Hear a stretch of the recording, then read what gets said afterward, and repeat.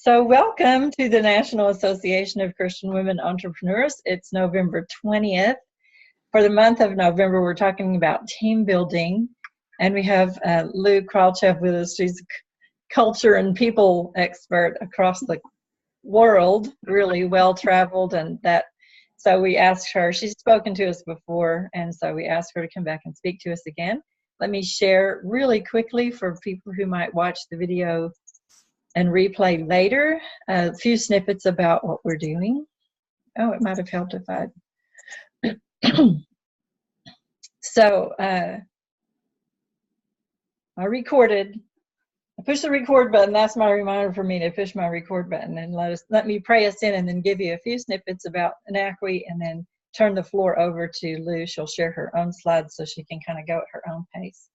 Father God, we're grateful. I'm grateful for the community and the education and the ministry emphasis that NACWE provides me and provides so many others. I'm grateful that I don't have to walk the entrepreneur road alone. It means a huge amount to me to know that there are always team members and NACWE members and NACWE fans and friends that are standing beside me, walking beside me, Lord. I pray for all of us as we enter the Thanksgiving holidays. There are so many more things to be thankful for than there are to be concerned about in the culture we live in anyway. And so we're just so grateful for that, grateful for technology that works most of the time, for the experts that can pop in and talk to us, for the classroom that's just packed with information that helps alter our mindsets and open up new avenues and ideas for us as entrepreneurs, for educational snippets to help us to do things differently so that our businesses and ministries grow. We're just grateful.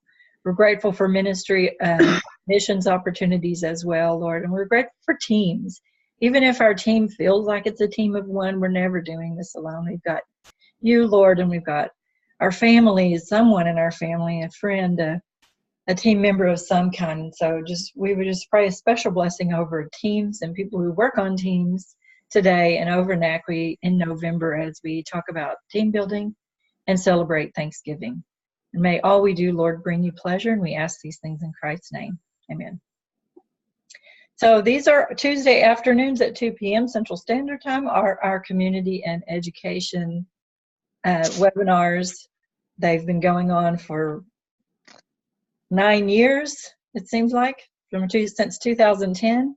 And so as you can imagine, our classroom is packed with at least 20-something topics and over 575 offerings and courses and articles, webinars, seminars, podcasts, etc. And so the benefit of being a NACWE member is you've got this wonderful classroom at your fingertips and, of course, many more. I came in as a member, having already kind of had a group like this, but knowing that I needed more. And the first year I was in, you can't do everything. You can't attend everything, and you can't implement every idea that you're given. But I did implement and attend a lot. I showed up a lot. And the first year I was a member of NACWE, and my company grew by 2.4 times. You can't beat that. So that must have been offering me some really great ideas and some really great mindset shifts for sure. You can follow us on our new free group. We have a fan page that's pretty big, but we're switching over to NACWE group. So here's the link to this NACWE group. We're switching over. I should have put it. I'll try to put it in the chat room. We're switching over because the Facebook is restricting so much what you can do on a fan page as opposed to what you can do in a group. And so that's real important to us. It's important to us that people, when you as a member of a free group have something to say, that you look like you're front and center. Facebook fan pages put you way over on the side. It's important to us that we can upload documents and all sorts of things to you. And in a fan page, there's just a limit to how much you can do that. And it started to make me upset, so we switched. So there you go. November, again, is team building month. The November 13th, we heard from Iris Grimm. If you are waiting for that replay, please forgive me. It's coming soon. I had a computer crash right after we hung up on that Zoom call, and I'm having to get Zoom to help us restore and repair that video. They say that they can, so hang in there. It was very interesting. Today we're going to hear from Lou, and next week from Lisa Jackson. Then in December, we'll meet just a few times to do a lot of networking, kind of a lot of virtual partying, celebrating our successes and our wins throughout the year, and celebrating the Christmas season and Jesus as the reason for the season as well. It's going to be fun. It's going to be funny. It's going to be musical. You're supposed to, I think, that first week in December, wear some sort of celebration hat or something that people can see in the Zoom room. So it's got to be shoulder up. So we'll see how creative we can get with that. So that's my warning. You've been forewarned. Can we have an ugly hat costume party or ugly hat contest? You know, like they do the ugly sweaters. Yeah, I guess you figured if we wore ugly Christmas sweaters, we wouldn't be able to see them. I mean, have to stand up, right? So, anyway, lots of things happening in NACWE, but I'm going to stop share there and turn the floor over to Lou. I always enjoy hearing from you. I think you're a master storyteller. All those road trips, I should have been recording, I think. Some stories that you told, and that's my challenge for you in 2019 is to record more. Well, I'm gonna share my screen here. I'm gonna mute me, but we'll come back in verbally when you ask us to. Perfect. Let's see. Is it working? Okay. So today I wanted to just touch base. I'll introduce myself. My name is Lou, and I have worked on teams my entire life until last year when I became an entrepreneur. And I was like, wait, where are my people? So I had to learn sort of a new dynamic, and I had to reframe a little bit about what is team and who is my team and who's really on my team and who's kind of on my team. And I thought, when Karen asked me about team building, I thought, let me start out with a little bit of reality of, entrepreneurs and teams. So when you work for a company, you got a boss over you maybe, or you may be the boss. But usually you have a group of people that are already there or have grown around you. And when you become an entrepreneur, you have to recalibrate and you have to refigure out who your team is and what is a team. Particularly, I think for Christian women, you need a team of prayer partners. That's probably the first and most important thing you need as a team. How do you build that? And then you've got a team of people that you partner with, that you may contract. Someone like Karen uses a big group of people. In NACWE, me, I don't use a big group of people. It's just me, a one-man show at this point. But I find my team is actually in the partners that I work with, and my clients become a section of my team. And I feel very close to working with them. And so the first thing I want to throw out to you guys is, and you can write this down, take notes. I want you to think about how many teams do you have, and who are on your teams, who are your closest teammates, and who are your most distant teammates. I'll give you just a minute to write those down, and then I'll open it up for comment.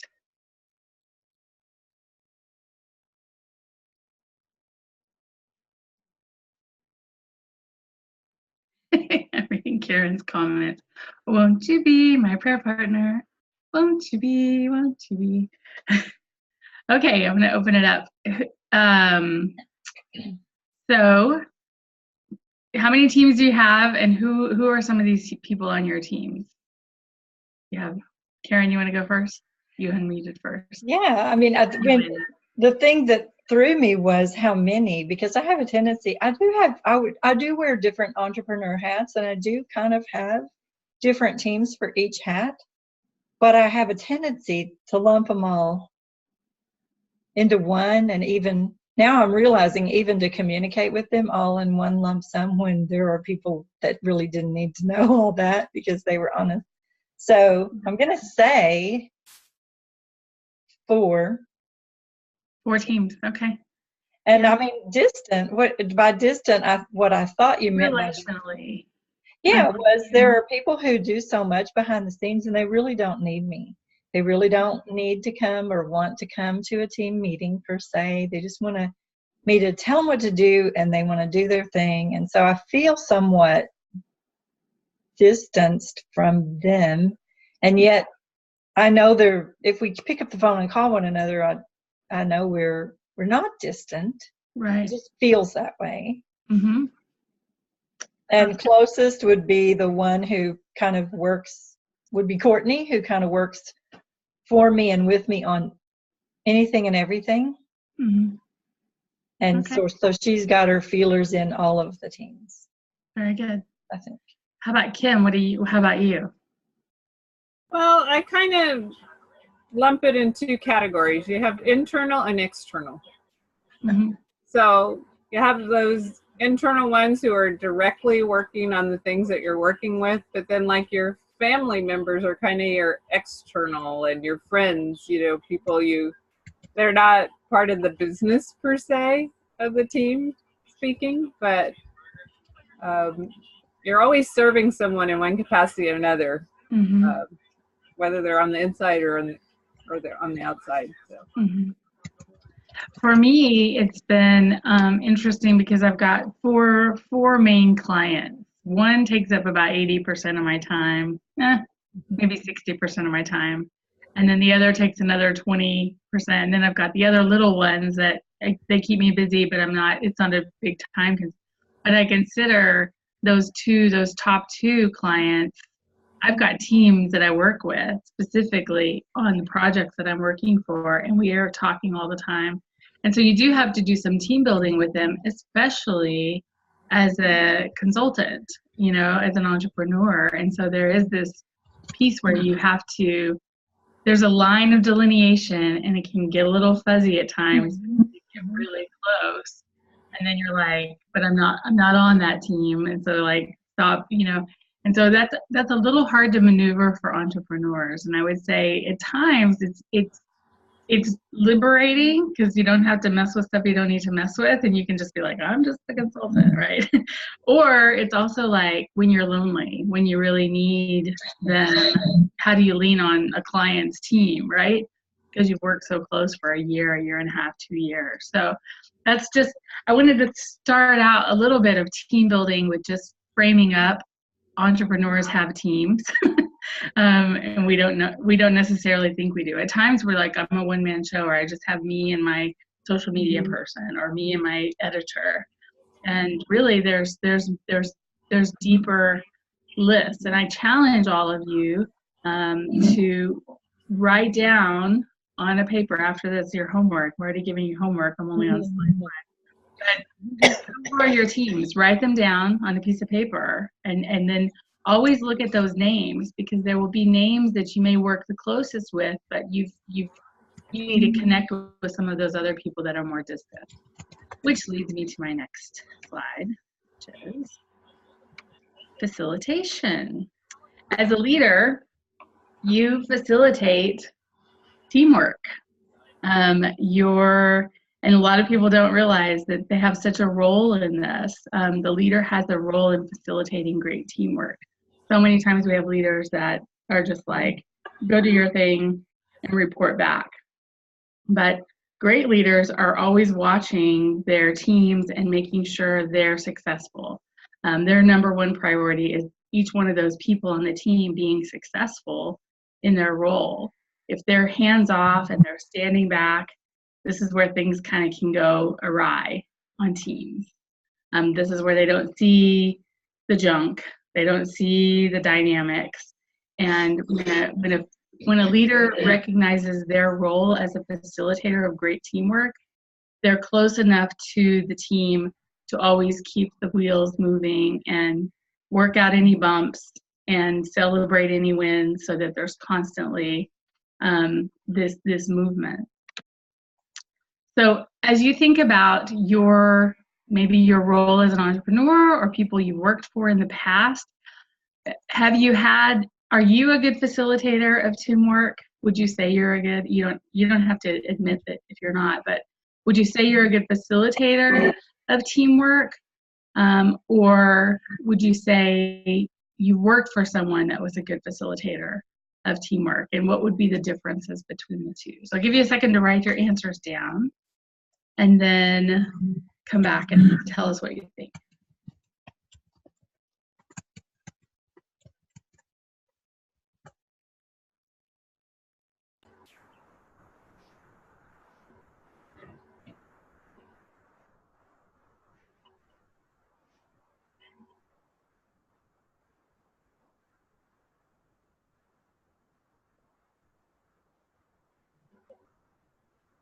So who wants to go first? Oh, I see Anita down there. Hello. And Dahlia, hi. Okay, Cam, you want to go first? I've been on both sides of it. When I worked in corporate, I was in the travel industry for many years, and I had this one boss in particular, and she was a great facilitator. Like, she was the kind, she was like, make it go away. But, you know, she'd let you do your job, but she was very good in, like, teaching you how to communicate with, like, you're in the middle somewhere, but how you call the, you know, the brass to ask a question, you know, simple things like, one of the things she taught me about leaving a message, she says, when you call someone, and you're always more times than not going to get voicemail, she'd say, be ready, say, I'm calling you for 2 reasons. And you say who you are and what your 2 reasons are. And, you know, give them a time to follow up, you know, by, because that way that you put a time limit on it with them. But simple things like that you can learn, you pick up on. And then later, now I'm on flip side being my own boss and working with other people. And some of those simple things have helped me so much in learning, you know, how to, because people aren't always going to get back to you right away when you're working by yourself like that. You know, you don't have your secretary and your virtual and your, you know, you don't have all these other people. And so if you can leave effective messages and communicate effectively through your emails, then you won't be constantly searching for information. So what your boss did sounds like she was great at empowering you. When you think about facilitation, a great leader is, when they facilitate teamwork on the team, they're emboldening them, they're empowering them, they're equipping them to work together very well, you know, and it builds confidence, it builds trust, it builds a lot of things that a team needs to work together. We've all had the boss that was not good at this, and it was bumpy, it was messy, right? Oh, Carrie, did you have any? You know, I think I'm a good facilitator. I think I'm learning still to be a better facilitator. I don't know if you're going to ask later where you need help, but should I go ahead and go ahead, jump in. Where do you think you need help? You know, I think that, bless my team's heart, I think I have a good team, and they are patient and understanding, and they kind of get me, so they're okay with this, I think.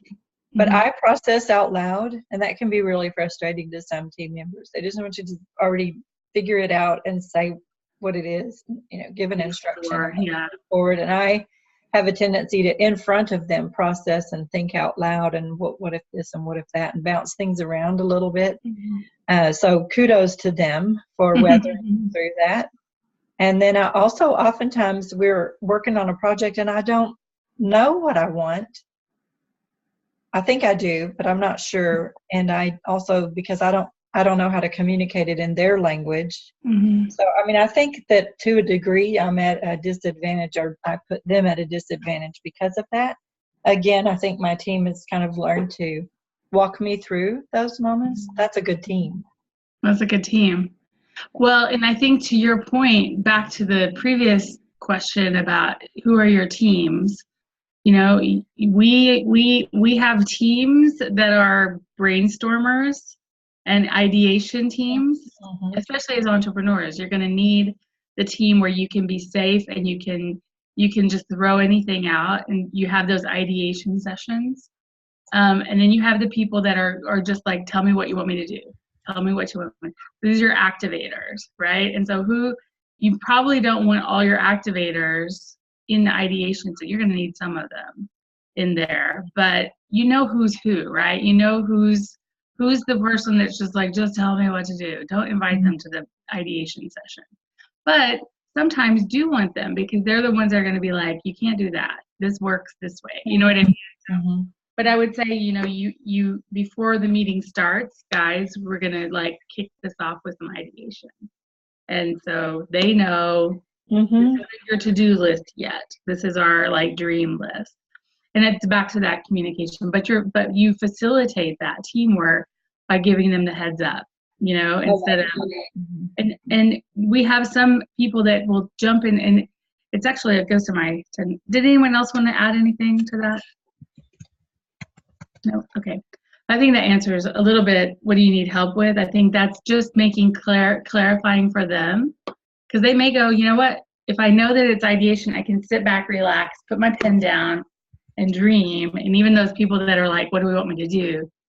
Stand back, and you also set rules of, we're going to listen to all the ideas, and don't go start solving the problem. Let's think of the big idea first, some of those sessions. But it takes me to my next slide, which is connection.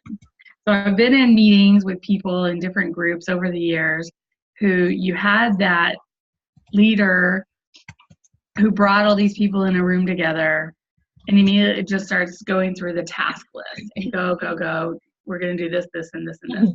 And you haven't created a connection between the people, right? And so they don't know anything about each other, or they may know one or two things about each other. But as a manager, you're so busy and so focused on your to-do list, you left the people behind.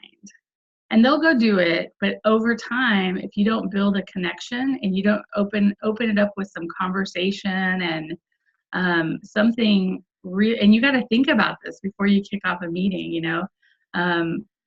what did you think about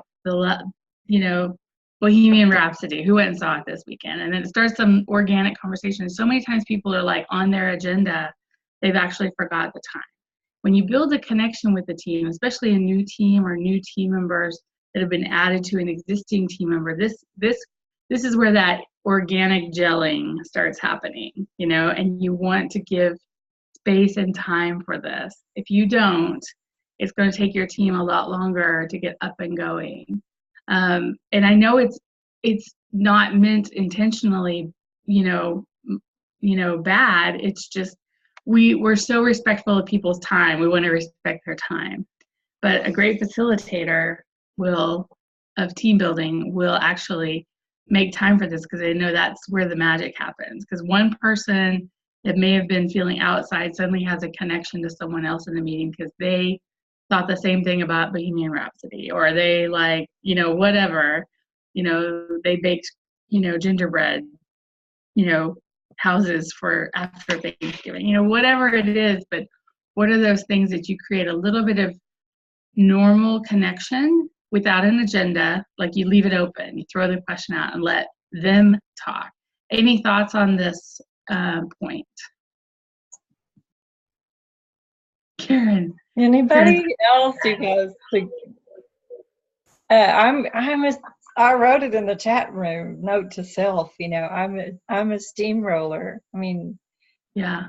Especially if I've seen them more than once that day, I don't even stop to say hi. I just start rolling driving all over them, pounding. So it's a good reminder, I think one of our fears, you do want to respect their time, and the other fear is we're women and we're entrepreneurs, we're often lonely, and you're fearful of getting a conversation started and then thinking, oh my goodness, what have I done? How do I divert this conversation back to the job? Yeah. Kim, you got a point? We had a post in the group this week where we talked about, when you walk in and you don't do those greetings, the good mornings, the what'd you do this weekend, and you just jump in, or you just plow right to your desk, so to speak. And it's the same virtually, when you come into the group, especially if you're going to post several things, do that friendly thing first, whatever, and then get to the meat and potatoes as you progress. But sometimes when you just jump in with a hard question and you haven't been in the group at all, and then nobody answers because they're like, well, what? How do we get here? Well, and it's human. Like, we gotta sniff each other out and go, are we okay? Are you okay? I'm okay. Is everybody okay? We have to sort of have that, like, you would do that if you were face to face. And even on Teams, you do that. And you have like I've walked into a meeting and another contractor came in and just kind of opened his book, started typing, okay, we gotta, and I was like, you didn't even like acknowledge that I'm sitting here. Like, and it turns the whole room off. And if you're a leader and you've got a whole room of people that you just turned off, how effective is that meeting going to be? It's going to be tense. It's going to be uncomfortable because everyone's just like, this person doesn't care about me as a human. And it's very silly, but you think part of it's our culture. It's our culture. The other thing on the connection piece and, acknowledging people, it just sets the tone that it's not all business, and I care about you. When people that work for a leader, so like as an entrepreneur, you may have clients and there's a team that you're working with. And if you feel like you're not connected to them and you don't recognize some of them, it breaks down, because that's when the hallway chatter begins. That's when the side comments, the side texts go off, and but when you just genuinely, and I think it's very Christian as well, it's like, I see you, welcome, peace, hello, whatever these words are that say, you're valued. And I go back to always say Imago Dei. As Christian leaders, God would never, just look at someone and plow on through. He would see their image. They would see the image of God in these people, and we love them differently.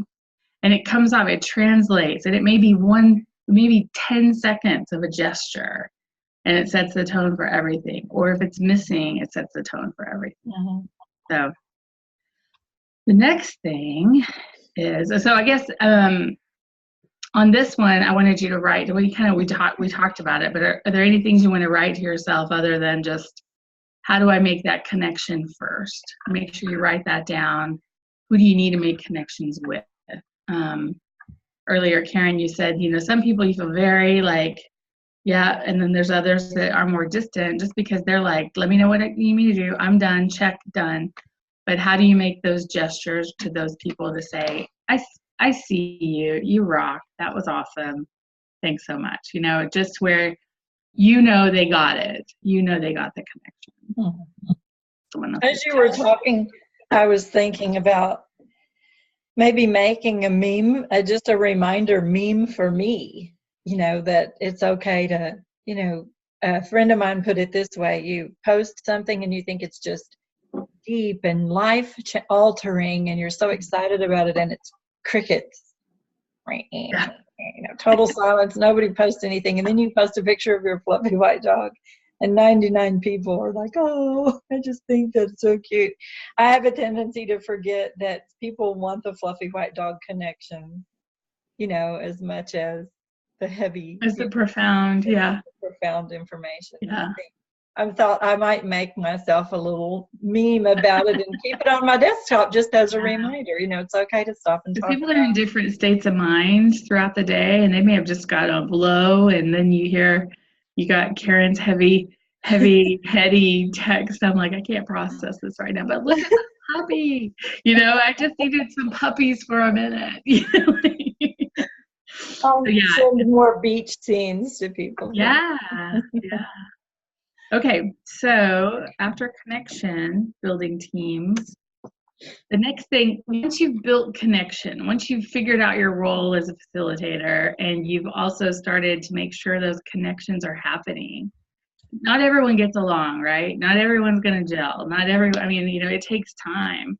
But if you can create an environment where there is a connection, even if it's a light connection, and then you build trust, and you foster a sense of trust among that team. This is kind of the big number one. Like, number one is connection, and number two is trust. Without those two, things can be just kind of plateau. But these two, if you create those two together, magic can start to happen. So how do you build trust? You know, a lot of it is showing what other people are doing. You know, like, look what Kim created. Okay, look what Anita made for this, you know, and you start highlighting people's talents and skills and ideas as a facilitator. So they start to get to know these other facets of the people that they work with. You put them in environments where, you know, they lean on each other and they create trust within each other. You've got people who kind of butt heads. You don't want to force that too much, but you still want to have moments where you bring them together and show that they're trustworthy and that there is, it's there. Because sometimes it's oil and vinegar with people, especially if you're leading teams.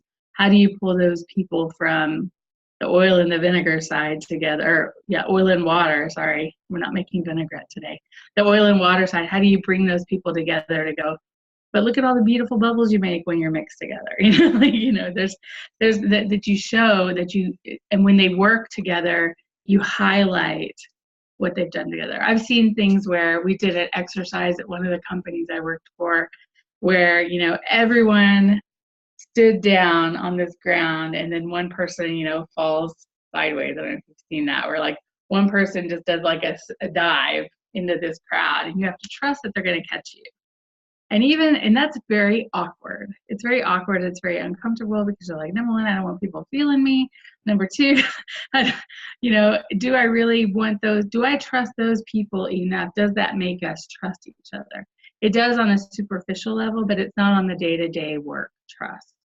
It's not on the trust, I think, that matters the most. You build trust when you go through things together. When you build things together, when you can count on people together. And so if you're creating teams that they're not interdependent or you haven't set them up to trust each other and you're the one go-between of everything, number one, you'll get exhausted. And number two, you're missing that opportunity to create trust among that team. So if you think about your teams that you lead, and it could be one of your multitude of teams, what do you think is the biggest hurdle to create trust among those teams, if you have them?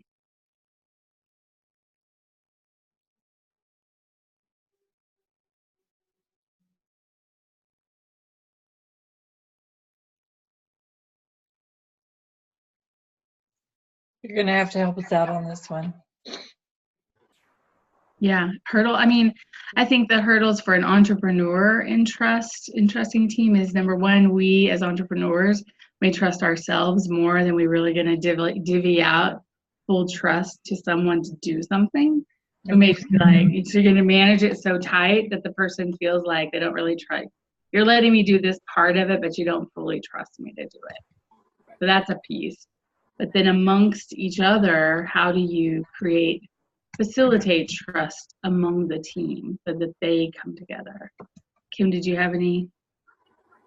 Well, with that trust, you work on those things, like if you say you're going to deliver something by a certain time, for that person to be able to do what they have to do, Mm-hmm. And when you can consistently meet that mark, sometimes you might end up start getting it done sooner because now that it gels and it meshes, and when I do this, then this happens, and then you recognize how many the ripple effect, right? Or the domino effect. Mm-hmm. And then managing expectations, like if someone's asking you for something, if you can say, well, okay, before I can do this, I'll have to do these things. So they'll know that there's something else prior to you getting to that one task, Mm-hmm. If you can let them know, sometimes we don't want people to know how much we have to do or what's on our plate or, but if you let them know that they're not the very first thing that you're going to handle, Mm-hmm. that there's this, and, then they can understand that. They're like, oh, okay, right. You're not sitting there working on that one single thing, Mm-hmm. Or blowing it off or blowing it off. Right. So they understand that there's other other moving pieces going on. Yeah. And the trust comes with great communication. You're right. Because, I'm going to trust you to do this task, but I'm going to counter trust you to understand everything I'm balancing. Right. And to respect that, and I will get this, and you can trust me on that I will get that done.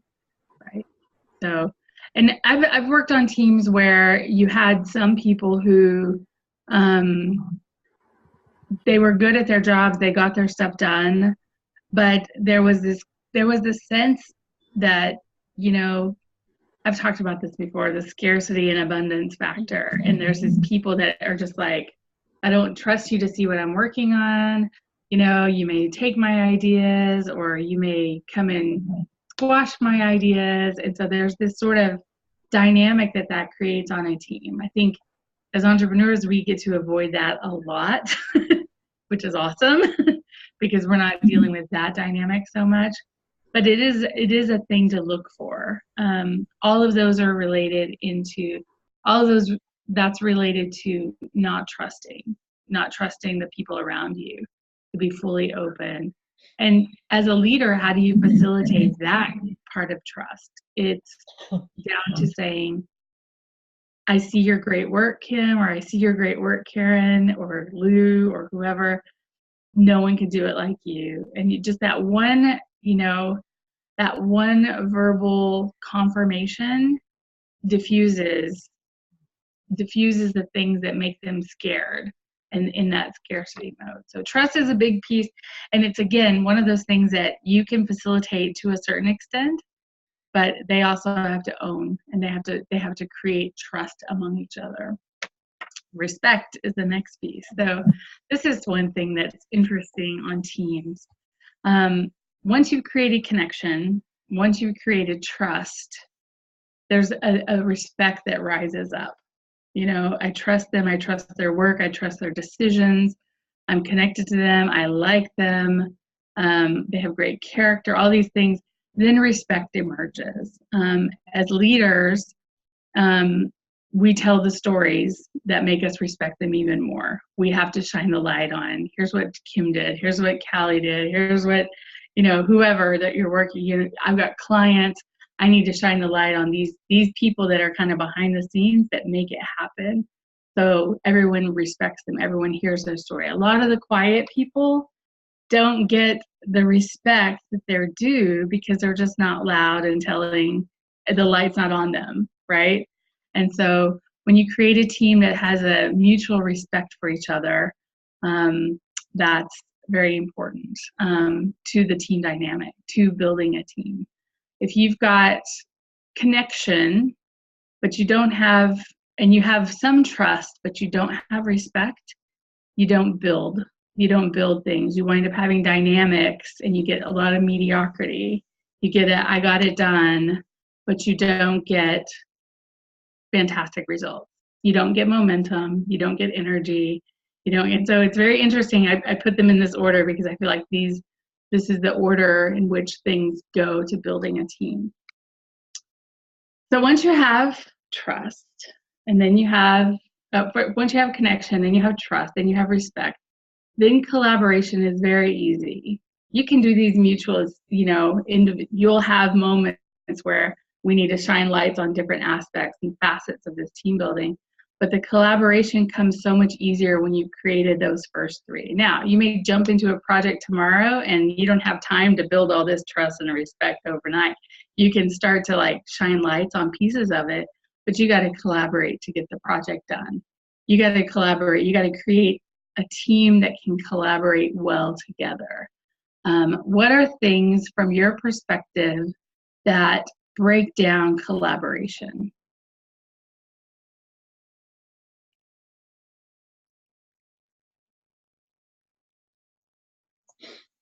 So I'm going to just take a stab at it, and just start with breakdown of collaboration. Lack of communication. Mm-hmm. Sometimes for me, lack of definition, who's in charge of what. That's that's a stall. That's a four-way stop, right? They're all like, who's going, right? So at the beginning of becoming the owner of NACWE in April of 2017, I constantly found myself asking the team, who usually does this and who's the best at doing this, who wants this piece of the action. And, then I stopped asking those questions after a while, as if assumptions. So another breakdown would just be assumptions, That's good. without asking. I just have come to a point where sometimes I just assume I know who wants to do what or who's best at doing what. I mean, in some cases I do know, we have a web developer. Nobody else really wants to mess with that very much. But so what else? Breakdown of collaboration.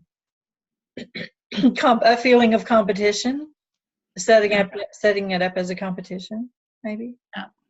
Because not everyone likes that. I think our generation, we were really like, we want to win together. We want to go win the prize. We want to be the champion. And millennials are not interested in competing with each other. If they know someone else is going to be better, they're just going to bow out and go, knock yourself out, go grab it. We know. And so it's very interesting dynamically as you're working with multi-generational, I don't know how you say that. Multiple generations, yeah. You've got to be aware of the things that got us going, isn't necessarily what's going to get. And introverts and extroverts, they're gonna compete differently, right? They're gonna have different. No, I don't want to go stand out there and do that. As a facilitator, to facilitate collaboration and the teamwork that is built when you collaborate, what are the things you can do to build collaboration? And you could probably just say the opposite, right? Lack of communication, plenty of communication, you said. You have to ask a lot of questions. Yeah. So sometimes people are afraid to ask questions because they think they're supposed to know, but that's the point of collaborating, because you're getting together, you don't all have the answers, but collectively you can come up with something. Yeah. And it builds this moment of communicating and asking questions and figuring out how are we going to solve this problem together. This is where things gel again. The trick is, how do you make sure everyone stays involved? And some people don't I call the wallflowers start to merge into the wall, and the steamrollers take over the meeting, and the ideation people aren't shut down from sharing ideas, and the quiet people have a voice at the table. So when you think about team building and collaboration as a means to create team building, it's every voice counts, and participation matters. That doesn't mean these people have to do things they're not good at, but just by being there in proxy, you create a team. You build a team just by working together, hearing each other, learning from each other, and helping you understand the bigger, broader. You may not know what he's talking about when he's talking about, engineering or whatever they do, but you appreciate how important their role is into making this work. So when we're talking to the person we know is the expert in web designing, it's okay to ask everyone else on the team, what are you looking for when we're building a page? Absolutely. Yeah. I have a tendency kind of not to draw them in. Yeah. And they're usually the ones that are affected by the design, right? Or they may have heard other conversations from users that are like, this isn't user friendly. And it's notorious with web design, right? The developer's like, here's what you wanted, here's what I delivered. And everyone's like, I don't know what this means. I don't know how to use this. This doesn't make sense, because there's two different languages. So that collaboration piece is incredible. You get into problems where some people are such experts that they can't hear these outside perspectives, and so how do you come in? It's important as a facilitator to come in and translate. Here's what this person is saying. Here's what you're saying. Because a lot of times especially super technical stuff, they just see the world like in one way, and it's frustrating for the people like us that are like, can't you just make it have a button? Like, where's the button, right? And so it can be frustrating for everyone, and it can break down there. It can break down very easily with the frustration. or not A listening. couple of questions that I like to say, tell me more, because sometimes when it does get technical, you feel left out if you don't understand the lingo. You know, you feel like, okay, I have no place in this conversation. So tell me more, or just asking somebody else, well, what do you think? Somebody who's not saying something, to draw them into it, because they might say something that makes it all make sense, because, you know, they might have a different understanding than, like, you can listen to something sometimes, but it's just, you're not wrapping your mind around it. And if you get somebody else's input, sometimes that just helps open it up, and it's like, now I get it. Because if you immediately feel like an idiot for asking your question, or you immediately feel like I shouldn't be here, but you need this, you do have a voice. And sometimes, you know, in those collaboration moments, a team building can grow, or team building can fall apart, like we talked about. And so as a facilitator, you are that translator to keep it flowing and keeping connected. If someone gets out of sorts, someone starts to get caustic, and, you know, that's a side conversation, but you can also diffuse it immediately. Go, we're just trying to be awesome, you know, and how do we get to awesome? And it just kind of diffuses everyone and reminds them what we're trying to solve. That's not everywhere. Most people behave, but sometimes you get with clients, and you get, especially as an entrepreneur, you go into a company who's nice and established and has all these systems, and you're the person that's kind of shaking the frame and going, it doesn't really work that well. And, you know, so you asking good questions, tell me more, I love this, tell me more, and trying to someone helping you facilitate that translation between one way of thinking to your way of thinking, to where we can be awesome. Yeah. So I'm gonna borrow that one. We're just trying to be awesome. How can we be more awesome? Yeah. Because then it's just fun, because that's awesome, right? And then it's not hard, right? It's a challenge now. It's the mission now, right? Steal away. I didn't trade her. So breakthrough. This is something I learned about a few years ago. We had a lady chairman for the company I worked for, and she was like, this lady was awesome, and she wrote this book, and it was How to Lead. I can't remember the name of the book. I should get it. I find it and I'll send it, and we'll post it in NACWE app.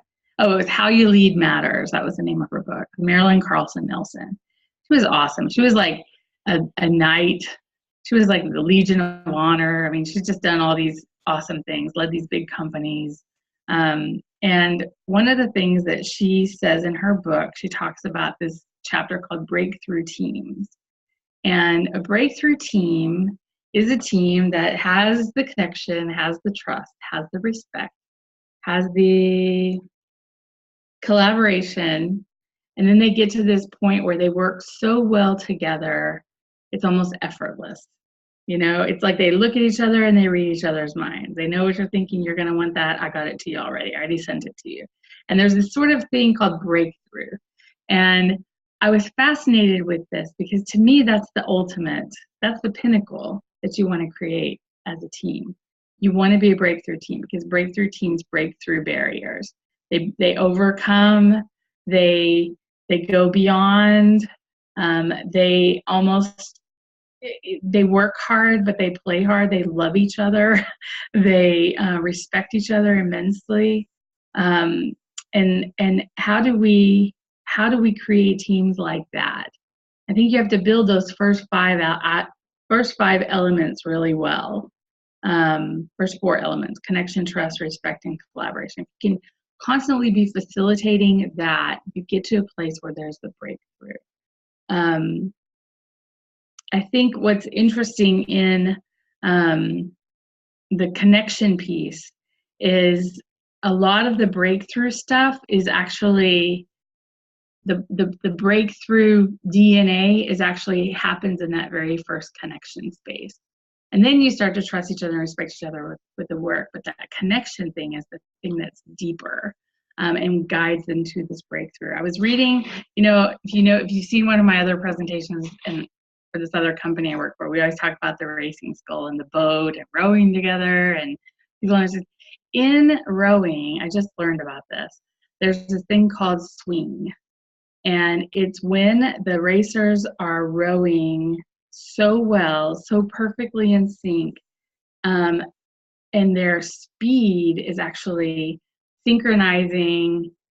The rowing and the speed in the vessel actually synchronize, and they call it a harmonic motion, where there's actually no wasted energy. And when rowers are rowing that fast together and that well in sync, one of them will start to scream, because they start to feel it's like going down a hill on a bicycle, and you're going so fast that the bike is going faster than the airspeed. I mean, you're just, it's some, I'm sure, I have to look it up, I'm sure there's some like physics reaction to this, but everyone in the boat starts to feel that in the sweet spot. It's like you go to a conference or throwing a conference, and all this is just falling into place, and there's this energy. Or you're playing an instrument with a symphony, right? And you get to this point where it's just, there's no effort. It was just, there's a supernatural high that happens. And I feel like that's what breakthrough teams do. And a lot of times they're elusive, but once you get this taste of this moment of what breakthrough tastes like, feels like, the energy that it creates, you actually strive to hit that over and over again. And when things aren't working, you work with your teammates to figure out how come you're off sync, what's going on in your head or your heart or your physical. What are those things that are breaking us down as a team? And then the team, you as the facilitator, actually step back, because the team facilitates their teamwork and their team building. So you've done all this work to kind of make sure these people are connected and you're sewing them together. But when you get to this breakthrough point, this is when it's easy. This is when you sit back and going, they're awesome. They're being awesome. We led them to awesome. So it's pretty fascinating to me. So and then once you do that, any comments on that? Have you worked on a team that had breakthrough? Have you felt that before? I immediately went to, I do realize we do play tennis as a team, but I've never really played couples tennis. I've only played singles. So it reminded me of that moment when the tennis ball actually hits the racket just right. I mean, your whole body, you're like, whoa! Not necessarily feels the absence of the feeling, because everything else is kind of a jar or a buzz or a vibration through your arm, and it wasn't right. And when you hit it just right, you're like, oh my gosh, I can play for 30 more minutes now because of that one really, really good hit. I like your example better because you see the vision of the team more than just one person on one side of net. So, but I'll have to think of, it's inspired me to kind of try to think of other examples in my life where I felt like the team really pulled together and, like the rowing of the vessel. I love that. Well, I worked my whole life in the restaurant industry, so 30-something years in the restaurant industry. And there are moments in the restaurant industry when, especially if you're in the back of house, you're on this line and there's this moment where you're just like making whatever you're making, and you just got stuff flying up on the counter and the plates going in, and you look down the line and everyone's smiling at each other like we're in it, we're going, And then there's other shifts you get there and it's just off, like the whole thing is off. And you feel it, and what we should be doing is going, what's going on? Someone's off. Like, what are we doing? What happened? And it could be something personal, it could be something physical, it could be something mental, where you're just like in your head too much and you just don't want to be there. How do you break through and get everyone back together? These are real sensations. This is real human dynamics.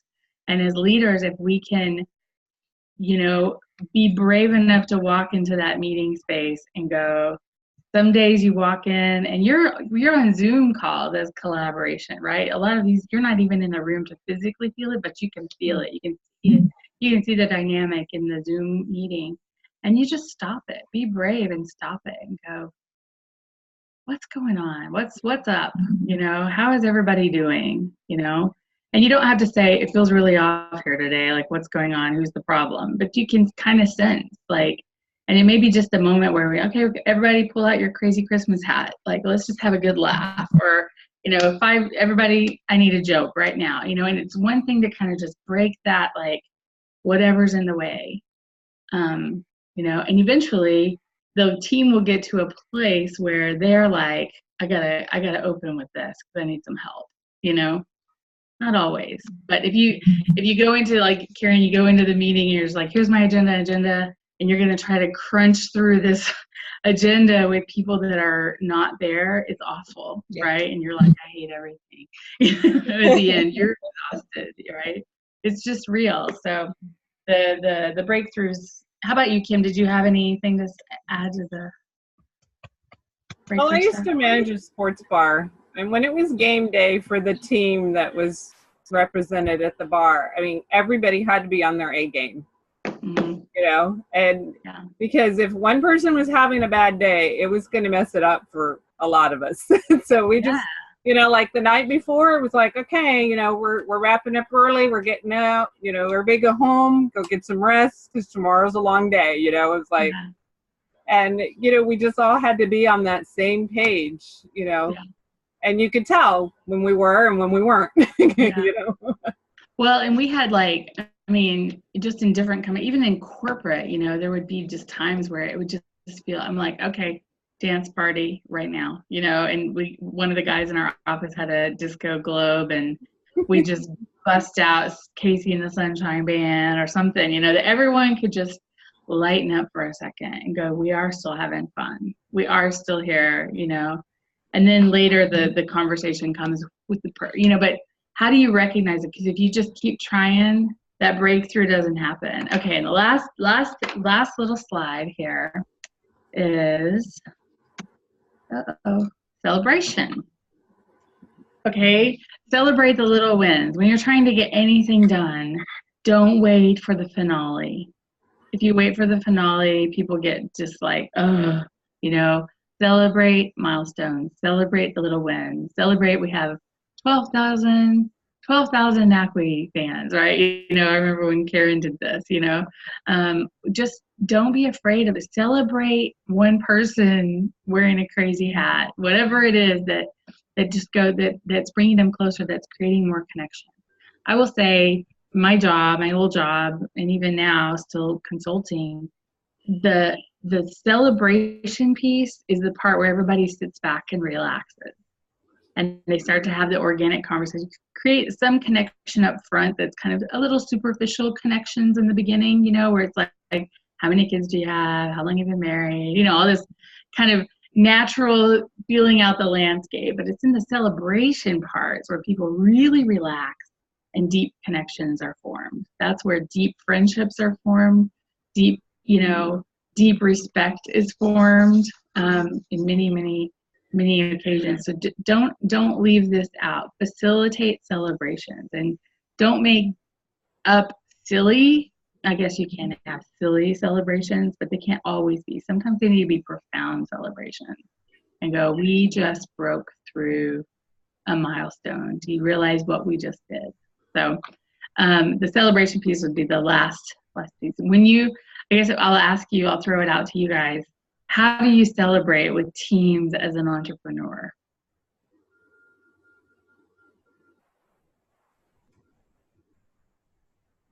When they're not on your, they don't work for you, they're partners, right?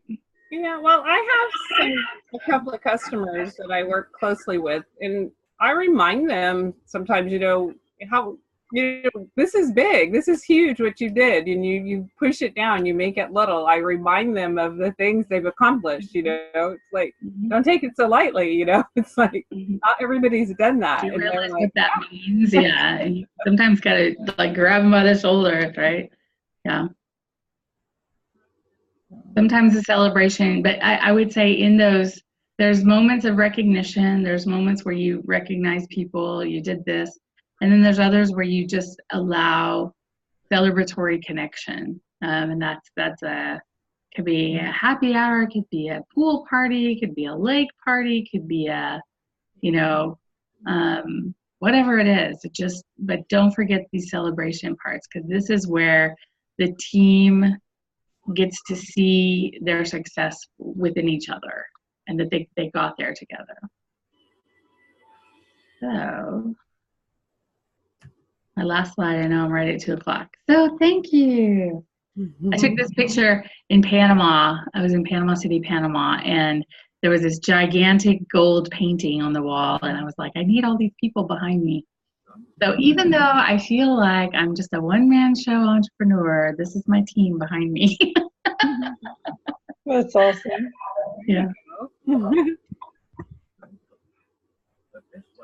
So that's it for me. We'll give the presentation to Karen. I know right now it's just as these prompts, per slide, because I wanted it to be an interactive session.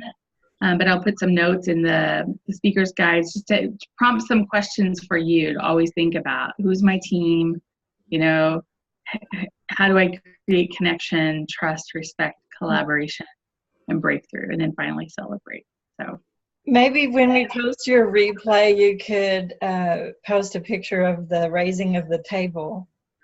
Yeah. I still want to do that, as a group somewhere, and she was saying that in one of the big corps that she worked with, one of the things they loved to do when they were winding down and celebrating was to, as a team, raise the table. They even raised the table with people on top of the table before, and I just thought, oh my goodness, what out of the box, But honestly, that's a culmination of all of those things. Mm-hmm. It's connection, it's trust, it's respect, it's collaboration, it's breakthrough, and it's a celebration. It's all those things that create great teams. And once you've done something like that, you never go back.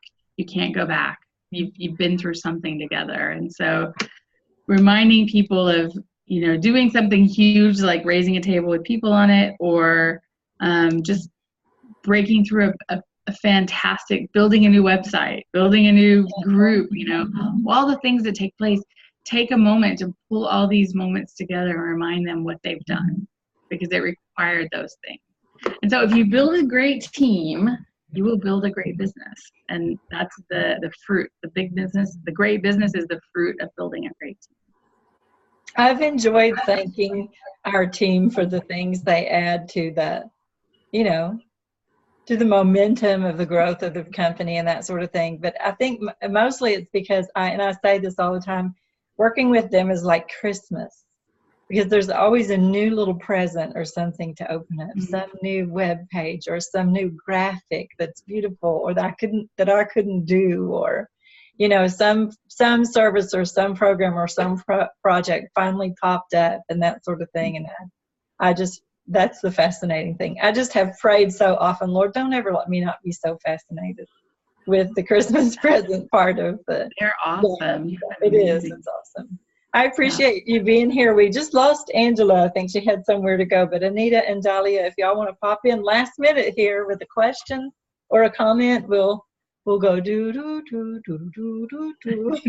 you a moment to do that. And otherwise, Lou, again, I love your stories. I love how real it makes everything, and brings a point home. There are times that there's a concept I don't forget because there was this awesome story connected to it. And so I'm grateful for that. Let me pray us out. Dahlia said she doesn't have a question, and Anita was, we knew she was only going to be here audibly or listen for a moment anyway. So Father God, we're grateful for the teams we have. I mean, I love the reminder that none of us really is a solopreneur. We've got someone on our team, and I'm grateful for that and for the ability to work on other teams, to pull it together, help us to kind of keep these 6 points, it seemed like, really at the forefront of our minds. I took copious notes because I didn't want to forget anything, because I think just keeping them at the forefront of our minds will help us to be better facilitators of teams and be a better team member as well. And so we're grateful, Lord, for the opportunity to grow as team facilitators and team members. Bless Lou, especially this holiday season, and as she finishes out some contracts and starts new ones and starts other ones again in the new year. Lord, we pray that it would be the most successful year she's ever had, no matter what direction she ends up going. And I would pray the same for every NACWE member, Lord, that we would be able to feel the purpose and the calling and the mission and the vision that you've given us for what we've been called to do, and that we would be able to do it well, and that 2019 would be, we'd finish out 2018 well, and that 2019 would be very successful, and that the teams we build would be solid and connected and collaborative and all of those words. Lord, we just want to please you in all that we do. We ask these things in Christ's name. Amen. Thanks so much. I appreciate it so much. Bye, guys.